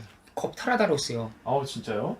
그러니까 하만이 에스더를 카바시 하려는 장면을 아하수에로가 목격한 거야. 그럼 겁탈하고 으깨어라고 이렇게 오! 쓰게 되네. 그러니까 그래서 나는 이게 대체 무슨 뜻인가 라는 거야. 부수고 학살하고 이런 것들을 얘기하지는 않았을 거 아니야 하나님이. 그니까요. 대체 뭐냐. 그걸 명령하시진 않으셨을 거예요. 그러니까 근데 이거를 창세기 2장으로 넘어가니까 이해가 돼. 땅과 하늘로 바뀌면서 이제 에덴 동산의 이야기를 한단 말이지. 네. 아담을 만드셨어. 땅의 흙으로 만드셨어. 그러고서는 하나님께서 에덴에다가 그 사람을 두시지. 그러고서 에덴이라는 것을 막 설명을 하잖아. 네. 이제 강은 맞아요, 뭐 기혼이고 뭐 하윌라 온 땅을 둘렀고 뭐 맞아요. 금에다가 뭐에다가 뭐 얘기들을 하잔 말이야. 솔직히 말해서 이게 처음 성경을 읽는 사람들 입장에서는 이 서술을 끊어먹는 행위거든. 창세기 2장 7절에서 2장 14절인가 거기를 바로 연결할 수가 있어. 그 중간에 있는 그 다 빼고서는 바로 이어진다라는 말은 뭐냐, 이게 의도적으로 삽입이 되었다는 거야. 그럼 모세는 에덴 동산의 그 분위기를 왜 설명하고 있었을까? 그래서 많은 지금 신약학자들, 구약학자들 네. 합의한 게 뭐냐, 에덴 동산이 성전이다. 금이 있었고 뭐 홍마노요 뭐 녹보석이요 이런 얘기들 하잖아. 네. 그리고 물이 흐르고 있었다라고 얘기하잖아. 네. 이게 성전 이미지거든. 에스겔서에서 보면은 하나님께서 에스겔의 새로운 성전을 환상으로 보여주시면서 그 환상인 성전에서 물이 흐르고 강 좌우에 생명나무가 열리는 모습을 보여줘. 이 장면을 나중에 요한이 계시록에서 따갖고 와서 새 하늘과 새 땅의 이미지를 만들어주거든. 네네. 그리고 시편 1편에서도 그렇게 얘기하지. 시냇가에 심은 나무가 시절을 쫓아 과실을 맺으며 그 잎사귀가 마르지 아니함 같으니 그가 하는 일이 모두 다 형통하리로다라고 얘기하잖아. 이 성전의 이미지거든. 그리고 성막, 그리고 솔로몬의 성전, 여기도 지성소로 들어가기 전에 물두멍이 있어. 그래서 성전이 있고 물이 있고 그 밖에 울타리가 쳐 있고 이런 것들이 이제 에덴 동산의 이미지단 말이야. 하나님께서 성전을 이미 만드셨다라는 거지. 바로 그 다음에 2장 15절인가 그럴 거야. 거기서 하나님께서 그 사람을 에덴에다 두셨다라고 얘기하면서 경작하고 지키도록 에덴 동산에 두셨다라고 얘기하거든. 근데 2장 7절에서 이미 두다라는 게 쓰였잖아. 여호와 하나님께서 지으신 사람을 에덴에다 두셨다. 맞아요. 네. 그리고 15절에도 두셨다 하는 것도 나오지. 네. 다른 단어야. 히브리어 단어 자체가 다른 단어가 달라. 그래서 15절에 있는 거는 야나흐인데 네. 야나흐도 역시 두다라는 의미야. 네네네. 그러니까 한쪽은 씨시라고 얘기할 수 있고 한쪽은 푸시라고 얘기할 수 있는 거지. 그런데 야나흐가 아니라 아까 성전으로 보는 학자들의 입장에서는 네네. 야나흐가 아니라 누아흐다. 이 누아흐라는 게 그냥 쉬다의 의미가 아니라 안식하다라는 개념이야. 그러면은 이것을 거기다 대입하면은 뭐가 되냐면은 경작하여 지킬 수 있도록 안식을 주셨다라고 번역할 수가 있어. 그래서 하나님의 에덴 동산이라는 자신의 성전을, 하늘에는 하나님의 성전을 만든 거야. 그러고서는 이야기하는 게 사람의 혼자 지내는 것이 좋지 아니하니 내가 그를 위하여 에제르크넥도 돕는 배필을 지으리라. 자, 여기서 그러면은 좋지 않다가 처음으로 등장했어. 그럼 좋게 만들어야 되잖아. 네. 그래서 돕는 배필을 지으리라. 근데 돕는 배필도 내가 한번 유튜브에서 다룬 적이 있는데, 내가 거울을 봐. 그럼 거울에 누가 있어? 내가 있지. 네. 근데 걔가 상대방인 거야. 내가 거울을 보면서 나의 모습을 보잖아. 근데 내가 너하고 이렇게 마주보고 있잖아. 네. 너의 모습에서 나의 모습을 찾는 거야. 이게 서로 돕는 배필의 의미라는 거지. 너가 나를 봐. 좀 모자란 게 있어. 그럼 너가 채워주는 거야, 서로가. 그러니까 내 모습하고 너 모습이 똑같은 거야. 하나인 거야, 그냥. 이게 돕는 배필이야. 그런데 돕는 배필이 없다 그랬잖아. 아담하고 딱 맞는 그 돕는 배필이 있어야 되는데 없는 거야. 그래서 그 다음에 하나님이 동물들을 지으셔. 땅의 네. 흙으로 동물들을 지으신단 말이야. 네네네. 그리고 아담에게 데리고 와. 네. 아담이 그들을 부르는 것이 다 이름이 되었다라고 얘기해. 네. 여기서 나 주일학교 때 어떤 얘기를 들었냐. 아담이 하나님의 지혜를 가진 사람이고 하나님의 형상대로 지음을 받은 존재이기 때문에 네. 이 사람들의 이름을 다 붙여줬다. 네. 사자를 보고서 아 너는 사자다. 코끼리를 보고 아 너는 코끼리다. 이렇게 이름을 네. 붙여줬다라고 나는 그렇게 들었어. 네. 근데 그럴 리가 없잖아. 내가 그냥 그럴 리가 없잖아 라고 얘기하면은 억지니까. 왜냐면은 이게 이름을 붙였다라는 거가 이게 샴이라는 단어가 쓰였는데 네. 샴은 보통 고유명사를 지을 때 이야기를 해. 네. 이름을 지을 때에 라헬이 요셉을 낳고서는 요셉이라고 이름을 붙이잖아. 네네. 이 고유 명사를 붙였다라는 거야. 음. 이게 히브리 개념에서 뭐냐면 이름을 지어준다라는 게 다스린다라는 개념이야. 아. 내가 이 사람을 내가 제어할 수 있다, 통제할 수 있다. 그러니까 여기서 아담이 자신이 어떤 사람인지를 보여준 거지. 아담이 코끼리를 보면서 야 너는 너 코가 기니까 너의 이름은 끼리야. 나 이제 너를 끼리라고 부를게. 너 돼지구나. 돼지인데 너 왜 이렇게 살이 좀 말랐니? 나 이제부터 너를 비실이라고 부를게. 이렇게 이름을 붙여줬다라는 거야. 붙여줬다라는 것은 그들을 다스리고 있다라는 거고. 여기서 창세기 1장의 개념이 들어오는 거지. 근데 짓밟고 정복하고 이런 단어가 아니라 이것이 그 단어가 그 다음에는 쓰였을 때 다 뭐 짓밟고 정복하고 뭐 학살하고 이런 단어로 쓰이잖아. 네. 근데 이 단어는 죄의 결과가 그렇게 나왔기 때문에 그렇게 쓰인 것이 창세기 1장에서 말하는 거는 그 원초적인 의미, 관계의 의미를 갖고 있는 거야. 관계의 의미. 그러니까 그 선악과를 먹기 전에는 또 다른 그러니까 카바쉬라는 게 겁탈하고 짓밟다라는 단어에 그러니까 카바쉬라는 단어가 겁탈하고 짓밟다라는 단어로 쓰지만은 이거는 사람이 죄의 결과로서 남용을 해서 나온 결과지 원래 하나님께서 이야기하시는 바는 관계적인 의미라는 거야. 땅하고 관계를 맺어라. 너 이런 짐승들하고 관계를 맺어라. 근데 그 관계를 맺는 방법이 뭐냐? 지금 아담이 보여주는 거. 이름을 붙여주고 다스리는 거. 그런데 거기서는 아담이 돕는 배필이 없었다라고 얘기하지. 그러니까 지금 이게 하나님하고 아담하고의 이 관계에 집중을 할 수 있게 보여주는 건데 하나님이 아담을 위해서 돕는 배필을 만들이라 해가지고 짐승들을 만들어서 데리고 왔어. 네. 근데 아담이 돕는 배필이 없음으로라고 얘기하잖아. 네. 하나님 여기 없어요. 저기 비실이도 있고요. 여기 끼리도 있는데요. 제 돕는 배필은 없어요. 하나님 어떻게 하실 거예요? 그랬더니 하나님이 아담을 재우시지. 네, 맞아요. 그 재웠다라는 게 아마 그 테르데마라는 단어가 쓰였을 거야. 이 비몽사몽을 이야기해. 마취하는 거. 그래 갈비뼈를 뽑아가지고 하나님이 하와를 만드시잖아. 네. 여자를 만드시잖아. 네네네. 여자를 지으시되라고 했을 때 이 짓다가 앞에 나오는 짓다하고 의미가 달라. 앞에는 이 만들다 아싸가 쓰이거든. 아싸. 네. 근데 여기서는 아싸가 안 쓰여. 이게 바나가 쓰여. 바나는 그것도 만들다는 의미예요? 만들다는 의미인데 어떤 의미가 있냐면 아키텍처. 건설, 컨스트럭트에 가까워. 그러니까 어떤 설계를 통해서 만드는 거야. 그러니까 하나님이 의도적으로 만들었다라는 거지. 갈비뼈를 꺼냈을 때부터 계획이 다 있었다는 거야. 그래서 여자를 만드시고 하나님이 짠 하고 보여주잖아. 네. 그러니까 아담이 그 여자를 보고서는 이 노래를 짓지. 이게 성경에서 최초로 나오는 노래거든. 이는 내 뼈 중에 뼈요 살 중에 살이라. 이것이 남자로부터 나왔으니 여자라 부르겠노라 라고 얘기하거든. 근데 이게 어휘를 정확하게 담아내지 못했어. 너무 안타까워. 원어라면 어떻게 되는 거예요? 그 미켈란젤로가 그린 그 비너스 있잖아. 네네네. 요거 조개 껍데기 위해서 그 미켈란젤로인지 누군지 모르겠지만 큰 조개 껍데기 조개 껍데기 위해서 이러고 있는 맞아요, 거. 맞아요. 나 그 어렸을 때 그거 보고서는 야 뭔가 야한데 아름다워. 맞지. 뭔가 감탄이 나. 지금 여자라는 존재가 처음 본 거잖아. 아, 네. 팜이라는 단어를 살려야 돼. 팜이 뭔데요? 이게 어떠한 때 시점을 가리키는 거거든. 네네. 이게 비로소, 이제야, 드디어로 번역할 수 있어. 아니 지금 돕는 배필이 없다며. 그렇죠. 나 지금 비실이하고 끼리하고 살고 있잖아. 하나님께서 걔네는 다 있었을 거 아니야. 걔네 짝이. 그러니까 하나님이 돕는 배필이라고 만들어준 게 동물들이잖아. 아담이 하나님한테 왜 이러는 걸까요? 그러고 있는데 갑자기 하나님이 마취시키더니만 잠에서 딱 깨가지고 막 몽롱한 상태로 딱 하나님 어디 갔다 오셨어요? 하나님 나 네 선물 들고 왔어. 또 뭐 끼리랑 이런 애 말고 맞아요. 드디어 비로소 내 뼈 중에 뼈요 살 중에 살이라 남자에서 나왔으니 여자라 부리라. 근데 여기서 포인트는 여자라 부르리라야. 어. 아까 이름 다 지어줬잖아. 네. 비실이 지어지고 끼리 지어줬잖아. 근데 여기서는 고유명사로 부르지 않아. 그러네요. 여자를 가리켜서. 여자, 이샤, 이쉬, 이샤. 찬양인들. 이씨가? 이씨. 이게 같은 어근이야. 여자랑 여자가. 그러니까 드디어 돕는 배필이 등장한 거지. 나를 도와줄 사람. 나의 부족함을 채워줄 사람. 나의 결핍이 채워지는 존재. 난 그래서 산에서 이 히브리어로 읽으면서 굉장한 은혜를 받았어. 그래, 묵상을 하면서. 아무튼 창세기 1장하고 2장의 이야기를 조금 이제 마무리를 하자면은, 그러니까 창세기 1장하고 2장을 이렇게 통짜로 읽었을 때 이게 뭐가 나오냐. 창세기 1장 1절에서 천지가, 하나님께서 천지 창조하는 이야기로 나오잖아. 근데 마지막 2장에서는 부족함이 다 해결되고 채워지는 이야기로 끝나.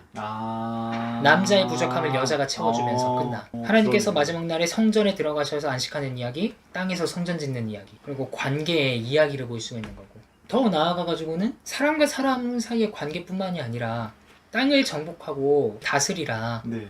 라는 것을 통해서 하나님이 원하시는 세계가 어떤 세계였을까. 나는 그렇게 봐. 하나님의 형상대로 산다라는 게 뭐냐. 우리가 왕이다라는 건데, 그 왕으로서 어떻게 다스려야 되냐. 아담이 이름을 지어준 것처럼 그렇게 다스려야 된다라는 거지.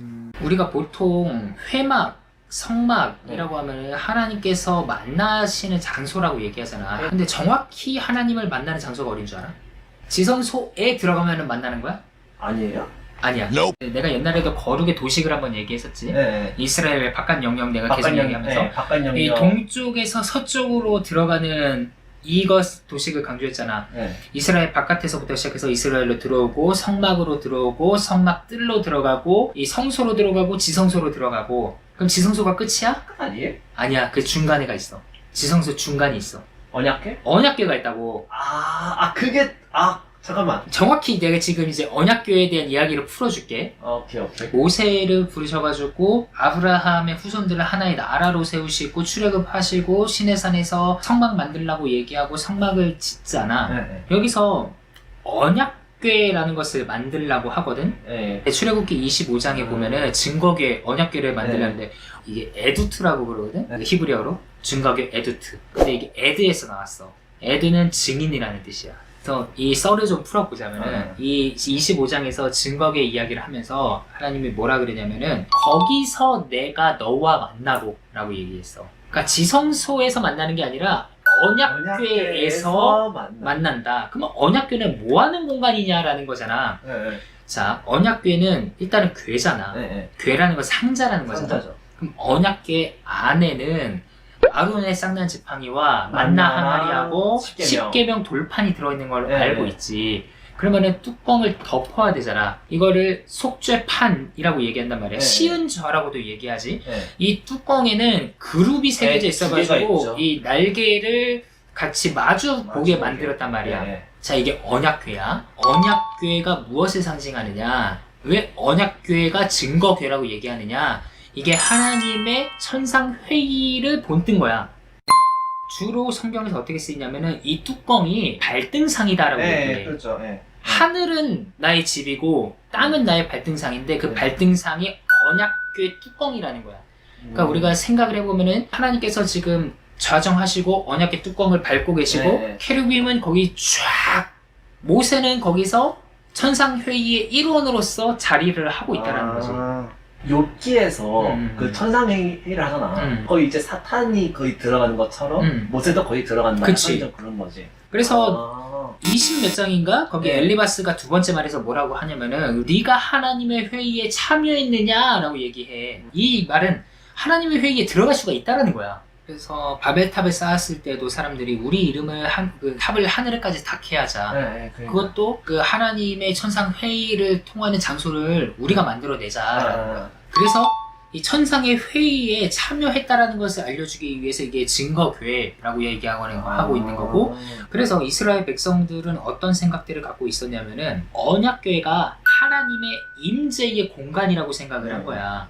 성막 자체가 아니라 언약궤가. 그래서 블레셋하고 전쟁하러 갈 때도 언약궤 들고 나가고. 그런데 언약궤 빼앗기잖아. 이 블레셋에 다곤 신전에 넣었는데 다곤이 거꾸로지잖아. 네. 그러니까 여호와의 그 파워가 더 세다라는 것을 보여주는 네. 거지. 그게 언약궤의 이게 상징이라는 거고 하나님이 거기에 임재하셨다라는 거고. 그래서 성전 안에 성막 안에 언약궤가 들어 있어야지 하나님의 영광이 드리운다라는 거야. 근데 그러고 보니까 이 성전에는 언약궤가 없으니까 그게 없다. 없지. 이제 솔로몬이 성전을 짓고 다윗 성에서 언약궤를 메고 성전 안으로 들어갔어. 네. 그러고서는 제사장들이 나왔을 때에 하나님의 영광의 구름이 솔로몬의 성전에 충만했다라는 네. 것을 보여주고 있거든. 그죠. 네. 그게 출애굽기에도 비슷하게 쓰여. 출애굽기 40장에서 성막이 완성되는 단계를 보여주잖아. 네. 처음에 언약궤부터 시작해가지고 뒤에 뜰까지의 이야기로 나와. 네. 그러고서는 모세가 들어갈 수 없었다로 끝나. 안에서부터 밖으로 나온다는 거지. 열왕기에서도 안에서부터 밖으로 나왔어가지고 봤더니 하나님의 영광이 충만했다. 근데 이후로는 언약궤에 대한 이야기가 없어져. 그 바벨론 포럼이 되면서 없어졌지. 근데 언약궤에 행방이 없어. 어디로 가는지를 몰라. 누가 가져갔는지도 모르고. 아니 그래서 거의 인디아나 존스가 나왔잖아. 그치, 언약궤.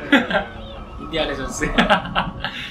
근데 성경에 언약궤 이야기가 네. 안 나와, 그 뒤로. 네, 그러니까 안 나오죠. 성경 외에서 어디에 나오냐면은 마카베오 하에 언약궤 얘기가 나와. 아니 거기서 나온다고요? 응.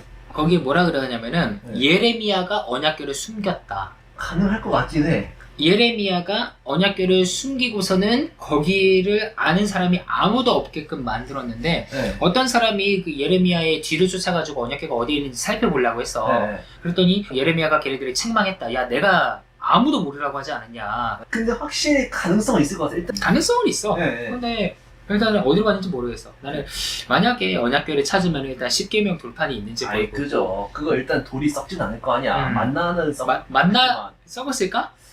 아니 방부제 처리할 수도 있겠지. 마지막으로 언약궤가 언급되는 게 히브리서에서 한번 언급되고, 히브리서에서는 그 옛날 것을 상기하면서 네. 과거에 언약궤에는 이런 것들이 있었는데 하면서 히브리서 9장인가 10장인가에서 얘기해. 네. 그리고서는 요한계시록에 나와 하늘에 언약궤가 있다 라고 아... 이제 얘기를 하지. 근데 신약 저자들은 언약궤에 대해서 그렇게 중요하게 생각을 하지 않고 아니 있고. 이미 임재 증거가 우리한테 있다고 생각하는데. 그치. 응, 그래서 신약 기자들이 얘기하는 게 예수가 성전이기 때문에 이 언약궤가 필요 없다라고 얘기하잖아. 근데 신약 기자들은 거기부터 그것보다도 더 넘어가는 어떠한 신학적인 이해가 있었던 것 같아. 그것을 알기 위해서는 우리가 언약궤의 뚜껑, 네. 그거 속죄소, 시은자라고 하는 그거의 헬라어 단어를 알아야 돼. 그게 뭔지. 힐라스테리온. 힐라스테리오? 이게 정확히 말해서는 이게 속죄죄를 번역할 때 쓰거든. 네. 그래서 사도 바울이 뭐라고 얘기했냐면은 로마서 5장에서 예수가 화목제물이다라고 네, 얘기해. 그 화목제물이 힐라스테리온이야. 이거는 화목제물이 아니라 속죄제물로 번역하는 것이 조금 더 타당할 것 같고. 그렇죠. 저도 화목제 보고서 이게 화목제가 이게 왜 나오지? 이거 그 기능이 없잖아요. 화목은 속죄의 기능이 없지. 네, 속죄제로 해가지고 이제 내 죄를 용서받은 다음에 가까워지려고 이제 그걸 하는 거잖아요. 근데 더 정확히는 그게 속죄 제물도 아니야. 제물이 아니라 그게 힐라스테리온, 언약궤 뚜껑이야. 예수가 힐라스테리온, 언약궤 뚜껑이 됐다라는 거야. 네. 그러면은 이거는 바울은 제물과 제사를 더 뛰어넘는 문맥에서의 신학적인 이해도를 갖고 있었다라는 거거든. 그렇다면은 이제 바울 그 양반은 이제 예수가 있었다는 것 자체가 살아있는 언약궤라는 거지. 이야. 게다가 그것을 더 뛰어넘어서 하늘과 땅을 연결해주는 언약궤 뚜껑이다. 그것을 요한은 뭐라 그러냐, 요한복음 1장 51절에서 네. 하늘이 열리고 인자 위에서 천사들이 오르락 내리락 하는 것을 네가 볼 것이다. 예수가 언약궤니까, 언약궤 네. 뚜껑이니까 지상에 있잖아. 네. 하나님의 발등상이잖아. 네, 그죠. 그런데 거기서부터 사닥다리가 하늘에까지 닿고 오르락 내리락 하는데 이 사닥다리가 예수라는 거야. 그래서 사닥다리를 또 알려면은 야곱 이야기 네, 야곱 이야기 창세기 가야죠. 28장으로 네. 가야지. 그 야곱이 돌베개를 베고서는 꿈에서 사닥다리가 펼쳐지고 천사가 사닥다리 위에서 오르락 네. 내리락 하는 것을 보고서는 아 두렵도다 이곳이여 하면서 자신이 베고 있던 돌베개를 제단으로 삼았지. 돌 이야기 나오지. 잠깐만 이거 그 다니엘 그 뜬돌. 뜬돌 신상 파괴시키는 그 뜬돌.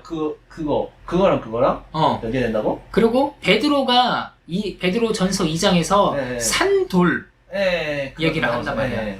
그리고 예수가 베드로한테 너는 페트라다. 돌이라는 것도 그렇게 연결된 말이야. 성전 신학을 우리가 예상할 수 없는 방법으로 해. 리얼.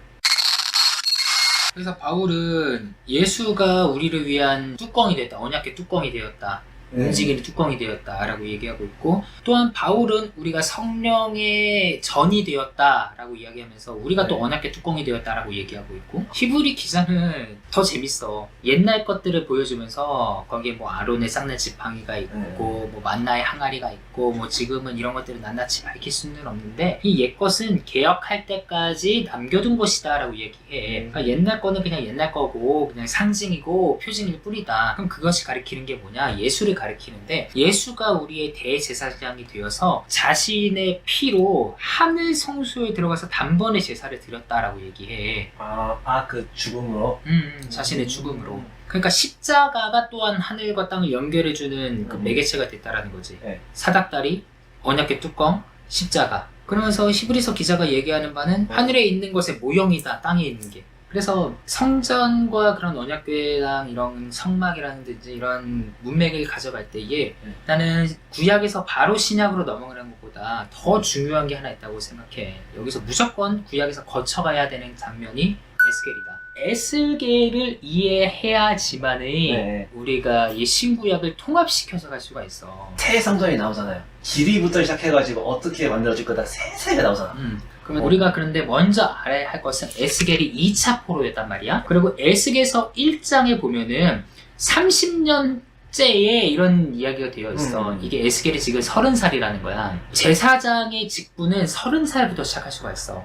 그때 그래가지고 이제 내가 너 제사장으로 불렀다, 약간 좀 그런 느낌인 건가? 성경에 의하면은 20살부터는 인턴으로 일해. 맞아, 인턴으로 일하고 30살 때부터는 직접 내가 제사를 드릴 수 있는 제사장으로 취임을 할 수 있단 말이야. 그런데 바빌론이 와가지고 에스겔을 포로로 끌러갔어. 에스겔은 지금 제사장의 직분을 해야 되는데 제사를 못 드리고 있는 거야. 그렇죠. 지금 위치는 바벨론이야. 에스겔은 포로로 된 이후에 한 번도 예루살렘에 간 적이 없어. 여기에서부터 시작을 해야 돼. 예루살렘이 아니고 바벨론이야. 하나님께서 바벨론에 있는 그발 강가에 있는 에스겔에게 나타나가지고 환상을 보여주시고 있어. 그런 장면에서 하나님이 에스겔한테 야, 니는 왼쪽으로 390일 누워있고 오른쪽으로는 40일 누워있으라 그러잖아. 이스라엘의 패망, 유다의 패망 해가지고 그게 430일이잖아. 그러면서 이스라엘 성전을 점토판에다가 이스라엘 성을 그리라고 하고 사다리로 놓고 이 북방 민족들이 쳐들어가는 장면들을 봐라. 그러면서 바빌론이 이스라엘을 함락시키고 있다. 그런 것을 딱 보여주잖아. 시간은 지금 디데이가 가고 있는 거야. 그러면서 에스겔을 들고 가가지고 예루살렘으로 보내죠. 그리고 이제 거기서 다른 신들 숭배하고 있고, 달 숭배하고 있고. 하나님께서 예루살렘 성전에 들어가셔가지고 북문으로 들어오셔서 단무스 신전을 예배하고 있는 장면을 우선 보여주고, 여자들이 애국하는 거. 성전 방에서 또한 장로들이 모여가지고 예배하는 장면 보여주고, 성전에 그 제단 있는 쪽으로 보여주니까 성전을 뒤로 향하고 해에게 절하고 있다라는 그런 장면들을 보여주시고, 그러면서 하나님의 영광이 동쪽으로 빠져나가는 장면을 보여준단 말이야. 그러고서는 하나님의 영광이 아예 없어져 버리는. 그런데 그게 10장, 9장, 10장, 11장 여기서 끝나는데, 이 장면을 보면은 굉장히 우리가 이 내러티브를 거의 롱테이크로 찍는 듯한 느낌이거든? 하나님이 북문을 들어왔는데, 인자야 이걸 보냐, 인자야 이걸 보냐, 인자야 이걸 보냐, 그러면서 동쪽 문으로 나가시는데, 그냥 하나님이 슉 그냥 나가는 게 아니라 마치 미련이 남아있는 것 같은 느낌으로 뒤에서 쭉 당겨보는 것처럼 너무 안쓰러운 장면을 지금 얘기해주고 있는 거야. 하나님의 영광이 없어지는 장면이 마치 배 한 척이 그 콜럼버스가 탄 배가 지구 반대편으로 향해야 하고 있는 것을 딱 멀리서 보는데 배가 없어지고 있는 거야. 그러면서 에스겔 11장까지는 하나님께서 성전을 떠나시는 그런 장면들을 보고 12장부터 24장까지 여기는 예루살렘이 받은 심판, 그 뒤에는 이방이 받은 심판, 그리고 36장인가 7장인가 네, 거기서부터 이제 회복되는 침략, 이야기하고 40장부터는 새로운 성전 이야기를 한단 말이지. 네. 자, 여기서 40일, 390일 이야기를 했잖아. 네. 24장에 보면은 어떻게 얘기하냐면은 아홉째 해, 열째 달, 열째 날이라고 얘기하거든? 이게 우리가 봤을 때는 전혀 모르잖아. 아무런 감흥이 없잖아. 그런데 이렇게 생각을 해봐. 1945년 8월 15일이 어떤 날이야? 광복. 알지? 1919년 3월 1일. 3.1운동. 그치? 이런 것처럼 아홉째 해, 열째 달, 열째 날이 뭐냐면은 이스라엘 성이 파괴된 날이야. D-Day. 그러니까 430일이 째깍째깍 가가지고 D-Day가 됐어. 이러면서 그 뒤에 뭐라고 얘기하냐면 인자야 너는 오늘의 이름을 기록하라. 바벨론 왕이 오늘 예루살렘에 가까이 왔다. 그래가지고 너는 이 반역하는 족속들에게 가마를 걸어라 라고 얘기하면서 앞에서 이스라엘 백성들이 우리는 가마솥 안에 있는 고기야. 우리는 절대 죽지 않을 거야. 이 가마솥은 굉장히 튼튼해가지고 쳐들어오지 못할 거야. 그 얘기를 했더니 그 얘기 그대로 갖고 와가지고 야 가마 걸어라. 얘네 이제 고기 걸어라. 얘네들 다 뼈만 남을 거다. 이런 얘기들을 한단 말이지. 그러고서 나중에 어떤 얘기가 나오냐면은 이 전령 한 사람이 에스겔한테 와가지고 알려줘. 이걸 함락당했다. 함락당했다라는 걸 알려줘. 그거를 바벨론에서 보고 있었다라는 거지. 생각을 해봐. 바벨론에서 하나님의 환상을 봤어. 얘네들이 담무스 신전을 보고 애곡하고 있는 거 봤고 태양신 숭배하고 있는 걸 봤어. 그래서 하나님께 심판하신다라는 메시지를 줬어. 그러면 그 이후에 기간들이 있을 거 아니야. 그럼 에스겔은 얼마나 이 사람들을 위해서 기도했을까? 진짜 이게 진짜 사실인가? 여긴 바벨론이고 예루살렘은 멀어. 자신이 갈 수가 없어. 근데 하나님 보여주셨어. 이게 꿈인가 생신가 할 거야. 정말 얘네들이 이러고 있다는 말인가? 나는 지금 40살이 되어가지고 제사장 노릇을 해야 되는데 나는 이러지 않을 거야. 근데 얘네들은 진짜 정말 이러고 있다는 말인가? 그랬는데 하나님께서 D-Day를 보여주셨어. 그리고 얼마 안 지나서 전령이 왔어. 예루살렘이 함락됐다. 그런데 하나님께서 뭐라고 얘기하셨냐면은 에스겔아 나 지금 떠났잖아. 그런데 나의 영은 여기에 있는 게 아니야. 나는 너희들과 함께 있을 거야. 내가 너희들 위해 잠깐 성소가 될 거야. 물리적인 성전이 아니라 하나님께서 함께 하시는 그 장소가 성전이 된다라는 것을 에스겔을 통해서 알 수 있어. D-Day가 됐어. 얘네들 우리 가마 안에 고기고 우리는 안전할 거야 하잖아. 근데 하나님은 아니야. 가마 파괴될 거고 너네들 고기 다 삶아질 거야. 뼈만 남을 거야. 근데 이 뼈가 나중에 마른 뼈가 회복되는 작업들을 거기서 갖고 와. 그게 그거예요? 니네들 뼈만 남을 거지? 그런데 내가 이 뼈에다 생기를 불어 넣을 거야. 내가 너희 안에서 샘솟는 샘물을 줄 거야. 내가 너희 안에 새로운 영을 부어줄 거야. 너희의 굳은 마음을 제거하고 내가 부드럽게 할 거야. 그러면서 인자야 이것을 봐라. 여기 있는 뼈들이 능히 살겠냐? 모르겠습니다. 주님 당신만이 알 것입니다. 인자야 너는 이 뼈들을 향해서 대언하라. 그 대언했더니 이쪽 저쪽이 맞춰가지고 마치 큰 군대가 됐는데 사람은 아니었다. 영은 없었다. 영을 보내니까 이제 회복이 되었다라고 얘기하잖아. 바벨론 포로기 자체가 죽음. 그런데 포로에서 탈출하는 것이 회복. 이게 부활, 단체, 예루살렘의 부활 이야기를 하고 있다는 거지. 부활했어. 그러면은 성전 이야기가 나와야 될 거 아니야. 그렇죠. 그래서 40장부터 성전 이야기가 나와. 이 성읍의 이름이 여호와 샴마거든. 여호와께서 거기에 계신다.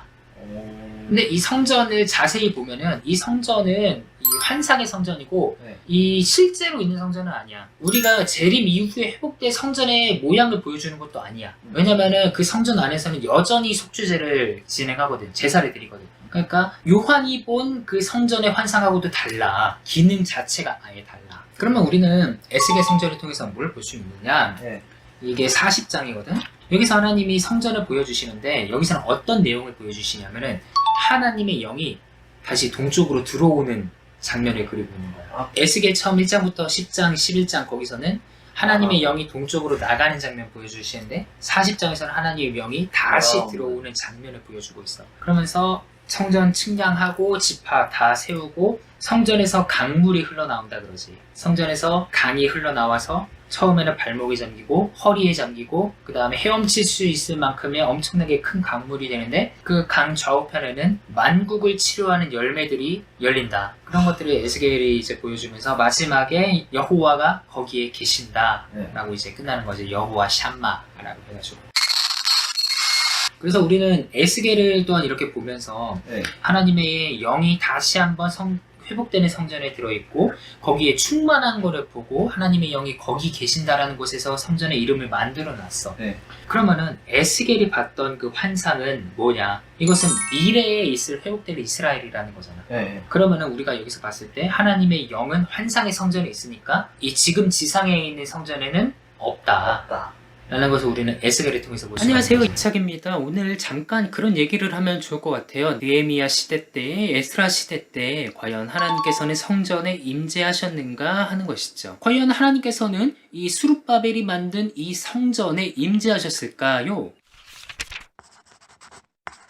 우리는 이렇게 생각해보면 좋을 것 같아요. 하나님의 임재의 영광이 언제 드리웠는가 하는 것이죠. 처음에는 에덴 동산에 하나님의 영광이 있었고요. 노아 때에는 노아의 방주에, 그리고 모세 시대에는 광야의 성소에, 그리고 가나안 땅에서는 다윗 성전에 하나님의 영광이 드리웠다라는 사실을 압니다. 근데 이스라엘 백성들이 점점 타락하기 시작합니다. 그래서 하나님께서 그들을 멀리 바벨론 땅으로 흩어버리시죠. 그리고 기원전 586년에 이스라엘 땅이 완전히 황폐화됩니다. 그래서 사람들은 근본적으로 질문하기 시작합니다. 아니, 하나님의 성전이 파괴가 되었다. 하나님의 임재가 우리나라를 떠난 거 아닌가? 그때에 예레미야 선지자는 이렇게 얘기하죠. 아니야, 70년이 지나면은 너희가 이 땅으로 돌아올 거야. 그리고 하나님께서 약속하신 70년이 지난 후에 기원전 516년에 정확히 70년 만에 예루살렘의 성전이 완공이 됩니다. 그러면은 우리는 이렇게 질문해 볼 수가 있죠. 과연 하나님께서는 이 스룹바벨이 만든 이 성전에 임재하셨을까요? 저는 아니라고 생각합니다. 뭐요?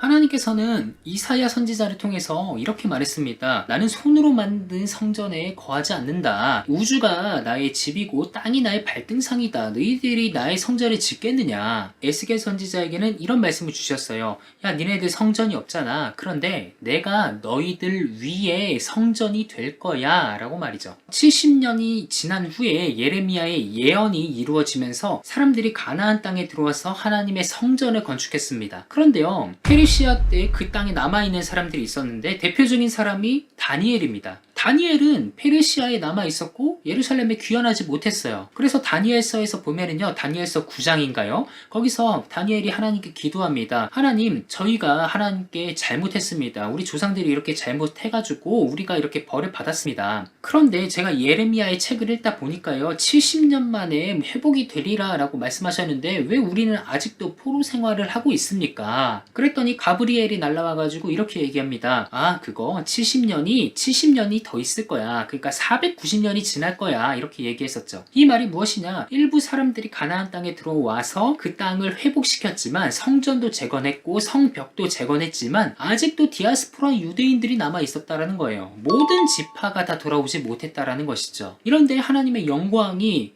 스룹바벨 성전에 깃들었을까요? 뒤에 가면은 마카비 시대 때에 스룹바벨 성전이 완전히 한 번 더 파괴가 되는 일이 벌어집니다. 헬라 사람들이 이스라엘에 들어와가지고요, 하나님의 성전에다가 제우스 신전을 만들고요, 돼지의 피로 제사를 지내기 시작합니다. 그것을 우리가 멸망에 가증한 것이라고 얘기하는데, 그때 유다의 마카비라는 사람이 등장해가지고 다시 한번 성전을 정화시킵니다. 그래서 성전을 다시 한번 봉헌을 합니다. 그 날을 기념해서 수전절이라고 얘기합니다. 그렇다면은 이 수전절에 하나님께서 도와주신 게 아니냐, 하나님께서 그 성전에 임하시는 거 아니냐. 스룹바벨 성전을요, 헤롯 대왕이 다시 한번 크게 재건축을 합니다. 솔로몬의 성전보다 훨씬 더 한 4배가량 크게 개축을 해요. 그래서 그것이 예수님 당시의 헤롯 성전이라고 불렸습니다. 그런데요, 이 성전이 티투스 장군에 의해서 완벽하게 파괴가 돼요. 지금 남아있는 예루살렘에 성벽이 딱 하나가 남아있어요. 통곡의 벽이라고 하죠.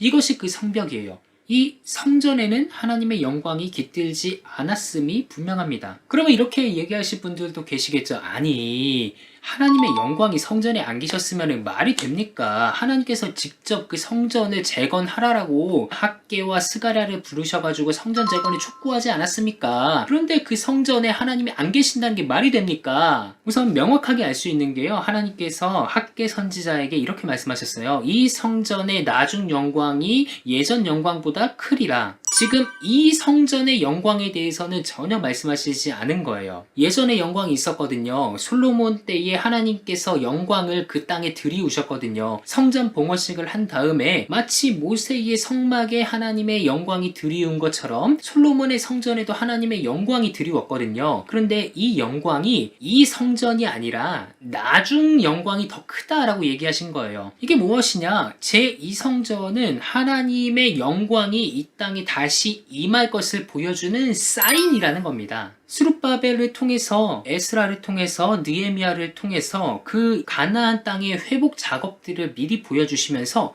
진정한 회복의 역사를 하나님께서는 계획을 하시고 있었다는 것이죠. 그렇다면 하나님의 영광은 언제 임했을까요? 요한복음은 우리에게 그 이야기를 알려주고 있어요. 말씀이 육신이 되어 이 땅에 거하심에 우리가 그의 영광을 보니 독생자의 영광이요 은혜가 진리가 충만하더라. 여기서 말씀이 육신이 되어 이 땅 가운데 거하심에 라고 얘기한 이 거하다 라는 동사가 스키조라는 동사인데요. 이게 뭐냐면은 장막을 치다라는 거예요. 마치 하나님의 영광이 모세의 성전에 임했던 것처럼, 장막을 쳤던 것처럼, 솔로몬의 성전에 깃든 것처럼 말씀이 육신이 되어 우리 가운데 거하심에 우리가 그의 영광을 보니 독생자의 영광이요 은혜와 진리가 충만하더라 라는 거예요. 그러니까 하나님의 영광은 더 이상 성전이 아니라 예수 그리스도께 임했다라는 거예요. 이게 바로 그 예수라는 성전에 하나님의 영광을 직접 보여주신 거죠.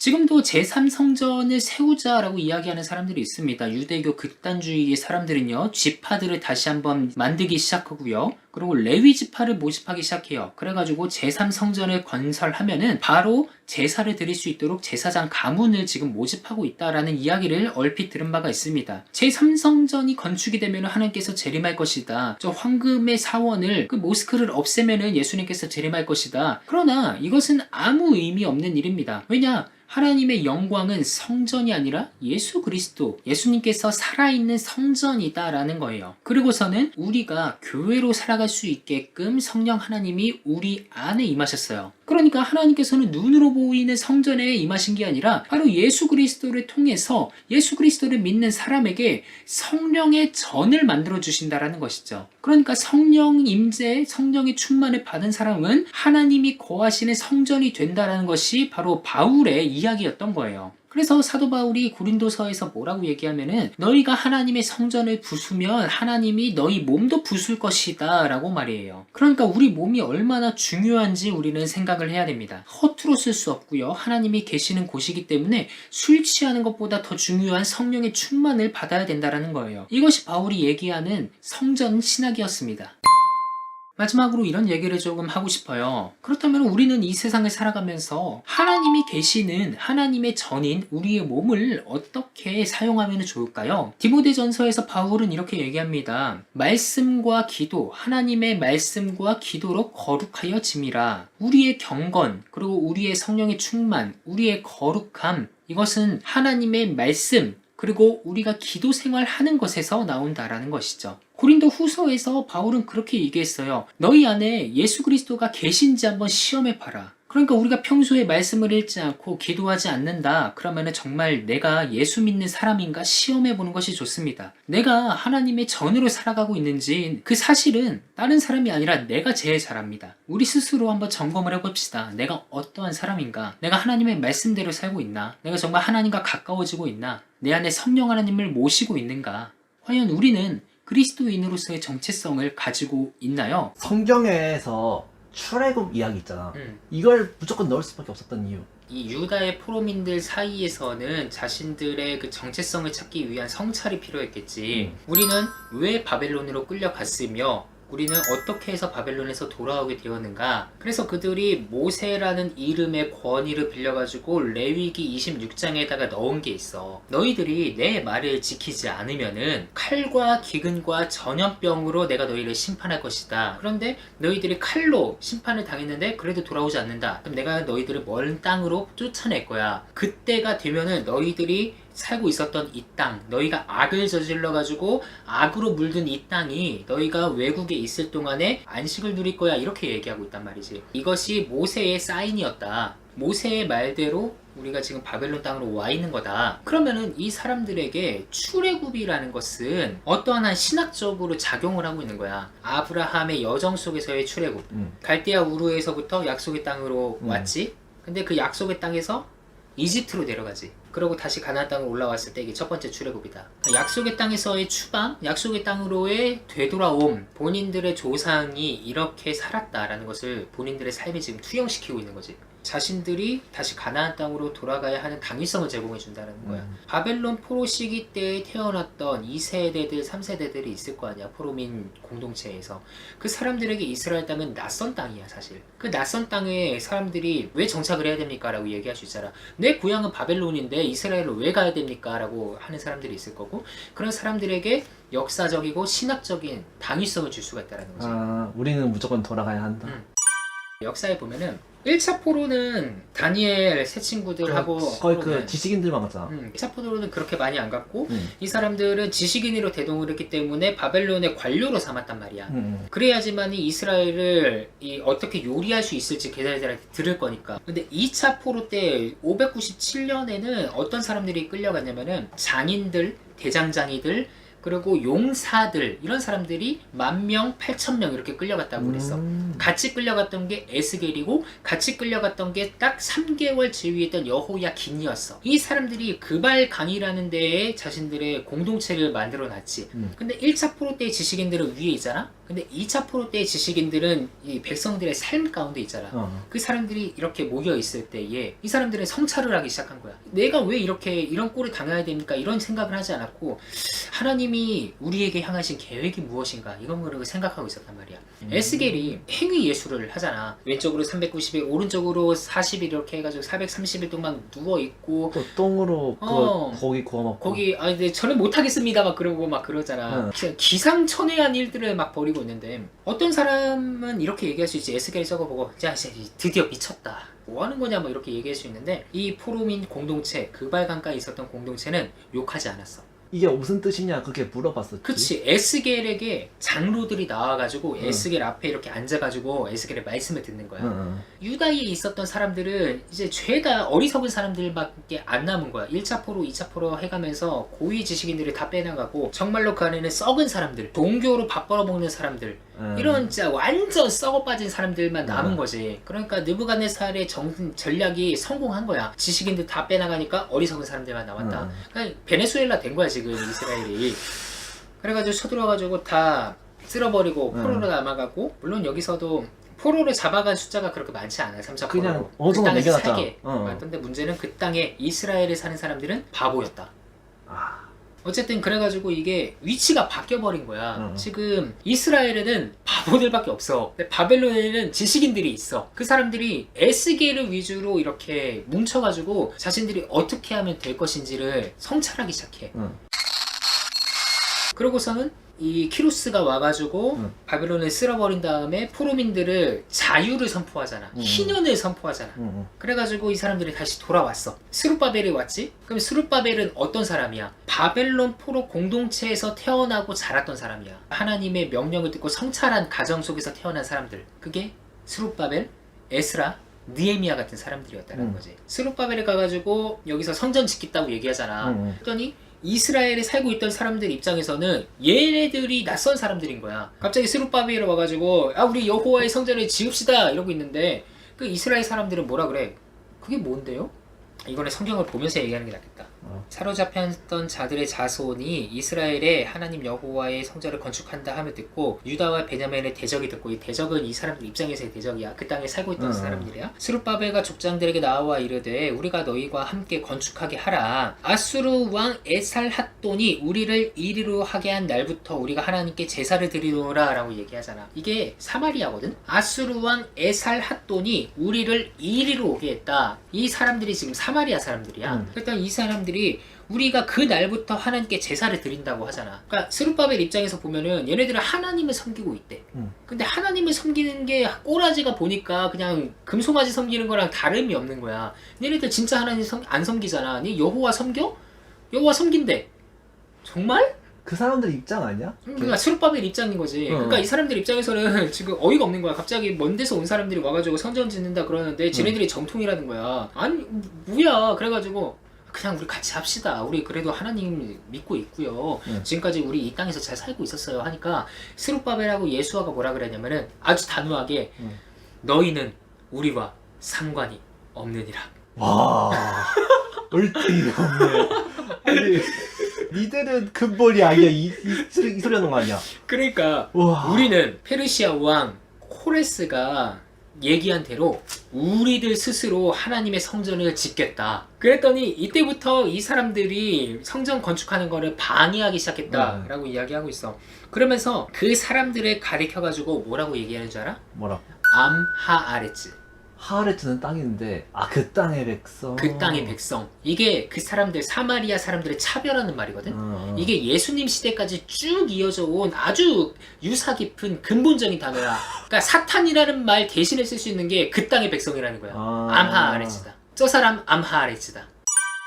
이 스룹바벨하고 그 예수아하고 이 사람들이 자신들이 정통이라고 얘기할 근거가 뭔 줄 알아? 코레스가 그렇게 명령을 내리면서 물자를 지원해주면서 또 뭘 주냐면은 바벨론에 있었던 여호와의 성전 기구들을 같이 가게 해. 그걸 리모델링 해라. 그치, 이거 가지고 가라. 가서 리모델링 하고 이걸로 작업해라. 그러니까 여호수아하고 스룹바벨이 가가지고 사람들한테 보여주는 거야. 성전 기구다. 우리가 지금까지 보관했다. 우리는 바벨론에서 타락하지 않고 이 성전 기구들을 지키고 있었다라는 것으로 그걸 정당화시키는 거지. 아니 우리는 모세 때부터 가지고 있었던 유사 깊은 유물들을 지금 가지고 있잖아. 실제로 썼던 유물들을 갖고 있잖아. 그게 진짜인지 아닌지 어떻게 알고? 이 코레스 칙령. 아니 근데 그거는 한참 후대의 왕이 이거 진짜임 쾅 찍은 거밖에 없잖아. 근데 그게 그 사람이 오세산 왕이잖아. 아니 KBS 진품 명품에서 도장 찍으면 진품 되는 거잖아. 지금까지 내가 얘기하고 있는 바는 뭐냐면은 이스라엘의 그 정체성, 성차라고 하는 그런 순수한 혈통이 오히려 바벨론에서 벌어지고 있었다라는 거지. 그래서 그 성찰을 했던 사람들이 드디어 돌아갔으니까 내가 우리의 그 땅을 하나님을 예배하는 그런 공동체를 만들겠다라고 만든 거야. 그래서 성전이 파괴됐지만은, 그리고 이 사람들이 막 방해를 했지만은 다리오 왕한테 가가지고 또 조서도 받아오고, 그래서 2년 동안 성전 건축이 중단됐지만 결국에 516년에 스룹바벨 성전이 완공이 됐지. 그리고 60년 동안 어떤 일이 벌어졌는지를 몰라. 성전이 건축이 되고 60년이 지난 다음에 에스라가 올 때까지 무슨 일이 벌어졌는지 몰라. 성전은 건축이 됐는데 스룹바벨하고 여호수아가 어떻게 되는지도 몰라. 대신에 에스라가 갔어. 가서 보니까 일단은 꼬라지 개판이다. 개판이다. 이거 사마리아랑 다를 바가 없다. 다를 바가 없다. 이방 사람들하고 막 결혼하기 시작하고 초막절도 안 지키고 있고 성전에 있는데 지금 뭐 하는 거냐고. 그래서 우리가 이때의 상황을 볼 수 있는 게 말라기지. 말라기에서 보면 하나님이 제사장들한테 야, 성전문을 닫았으면 좋겠다.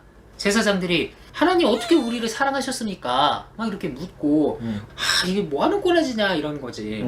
그래가지고 에스라가 가서 보니까 첫 번째로 돌아갔던 이 1차 귀환한 사람들이 그냥 암하아레츠가 된 거야. 그래서 에스라 9장에 보면은 이스라엘 백성과 제사장들과 레위 사람들이 이 땅 백성들에게서 암하아레츠에게서 떠나지 아니하고 그들의 딸을 맞이하여서 아내와 며느리로 삼아서 서로 섞이게 했다. 기가 막히고 코가 막히고 앉아있었다. 그래가지고 에스라가 그 사람들 다 불러가지고 이방 사람들 다 내쫓아 버리겠다라고 공표를 하고 그리고 실제 거기다가 도장까지 찍어서 강제 이혼시키고 순수 혈통 공동체를 만든단 말이야. 순수 혈통의 의미가 있나? 아유, 의미 있지. 우리나라 사람들이 우리 한민족이라 그러잖아. 이게 순수 혈통이라는 거 아니야. 우리나라가 지금 다양한 민족들이 섞여서 살고 있는데 우리나라 피를 조사해보면 네안데르탈인의 혈통도 있다고. 근데 순수 혈통이라 그러잖아. 한민족이라 그러잖아. 그런 것처럼 하나로 규합하기 위한 민족주의를 가져가기 시작한 거야. 그러니까 이스라엘식 민족주의라는 거지. 에스라가 60년 뒤에 왔잖아. 그리고 에스라 이후에 느헤미야가 오지. 그렇지. 느헤미야가 바벨론 땅에서 소식을 들은 거야. 성벽이 황폐해졌고 무너졌다. 그래가지고 바벨론 그 페르시아 왕한테 뭐 술 따르다가 저기요 저 고향 땅에 좀 보내주시면 안 돼요? 이러잖아. 갔다 와. 흔쾌히 갔다 와. 근데 대신에 몇 년 뒤에 돌아와야 돼. 돌아올 것을 전제로 하고 보내. 그래 느헤미야가 갔어. 가가지고서는 밤중에 이제 말 타고 한 바퀴 돌잖아. 그러면서 그렇지. 어디가 이렇게 황폐해지고 이런 거 다 보잖아. 그래가지고 아이고 성벽을 건축해야겠다 이렇게 얘기를 하지. 근데 거기서 항상 강조하는 게 암몬 사람 도비아와 호론 사람 산발랏인가? 이 사람들이 느헤미야가 성벽 건축하는 것을 계속 방해하기 시작했다라고 이야기하는 거지. 그래서 우리가 볼 수 있는 거는 에스라, 느헤미야, 뭐 스룹바벨 이 사람들 안에서 계속해서 혼탁한 삶이 벌어지고 있었고 그 사람들의 그 생활을 제거하기 위해서도 여러 가지 일들이 계속 벌어지기 시작했었고 그래가지고 에스라가 가장 처음에 한 정책이 레위 사람들 찾아가지고 모아다가 사람들을 불러다가 율법을 낭독하기 시작했다 라는 거지. 그래도 그 사람들의 정체성이 있었어. 에스겔에서부터 내려온 그 정체성, 성찰했던 그런 뿌리들은 있어가지고 에스라가 율법을 낭독하고 옆에서 레위 사람들이 같이 이야기를 해줬을 때에 그 사람들이 울고불고 난리가 났다고. 그러니까 우리가 봤을 때 다시 귀환한 그 공동체는 사실 어찌 보면은 사사기 시대하고 다름이 없는 거야. 하나님이 구원해 주셨어. 타락해. 그러면 다른 사람들이 와가지고 다시 한번 하나님의 율법을 지켜? 근데 또 타락해. 근데 언제까지? 예수가 올 때까지. 물론 그 중에 계속해서 있었지. 뭐 마카비라든가 마따디아라든가 이런 사람들이 있잖아. 그래서 이 성전이라는 게 굉장히 혼탁한 사회다라고 얘기하는데 재밌는 책을 내가 하나 재밌는 책이 있어. 이 책이거든? Now and not yet. 그러니까 에스라 느헤미야 시대 때가 성전이 건축되고 성벽이 건축되고 이스라엘 자치 지구가 만들어지고 선지자도 있어. 회복된 공동체 아니야? 근데 아니잖아. 아니잖아. 근데 맞잖아. 맞기도 하고 아니다. 아닌 것 같지도 하고. 이 여기서 주장하는 게 그거야. 얼레딘난 예시다. 이거는 사인이다. 그러니까 예수의 사인이다라는 거지. 회복되는 공동체를 미리 보여주는 사인이다. 그러니까 예수가 이스라엘의 실패를 대신해가지고 진짜 이스라엘로 왔잖아. 에스겔 15장에서 포도나무 이야기하고 이사야 5장에서 포도원 얘기하거든. 이사야 5장에서는 하나님이 포도원 만들었는데 얘네들이 들포도 냈다. 내가 ጼ데크 공의를 바랐는데 째아카 부르짖음이었다. 내가 미슈파트를 바랬는데 정의를 바랬는데 미슈파였다. 포악이었다. 이런 얘기 하잖아. 그러면서 에스겔 15장에서는 뭐라고 하냐면 야 포도나무가 쓸모가 있는 것처럼 보이니? 이거 가지고 온전한 상태여도 못 하나 만들 수 있겠니?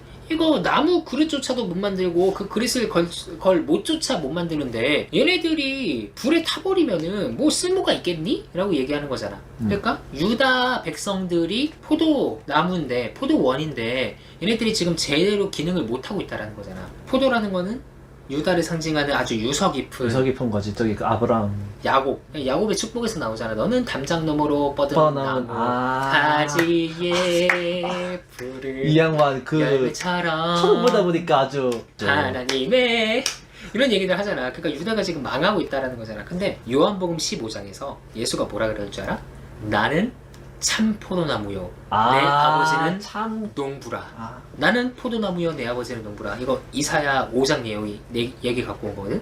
아버지가 포도원 농부잖아. 근데 이스라엘을 들포도 맺었잖아. 근데 예수가 나는 참 포도나무다 라고 얘기하고 그 밑에 뭐라 그러냐면은 나는 포도나무요 너희는 가지라.